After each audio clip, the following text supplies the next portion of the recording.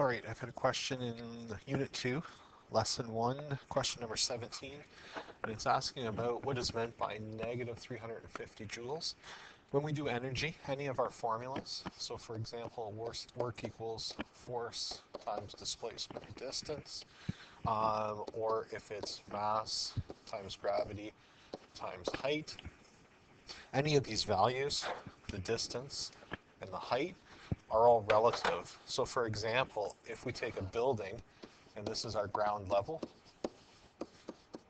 all right, we would maybe say that our height equals 0 here. So if the elevator goes up, we would have some positive height, which would mean that gravitational potential energy would be mg times positive h. So we'd end up with a positive answer. But what would happen if you actually took the elevator down to the basement and ended up with a negative height? And according to the formula, we would have mg negative h, which would result in a negative energy. So that negative value, so negative values indicate an object has moved in the opposite direction or behind our reference point. An object has moved, let's say behind or below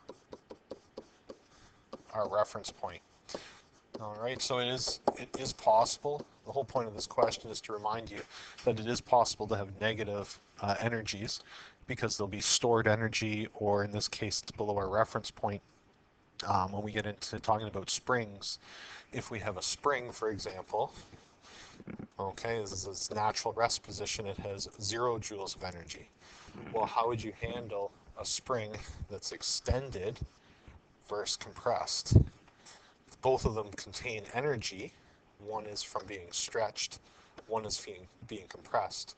So we might decide that a stretched spring contains positive energy and a compressed spring has negative energy. All right, so all energy is a relative thing because we set up our reference point.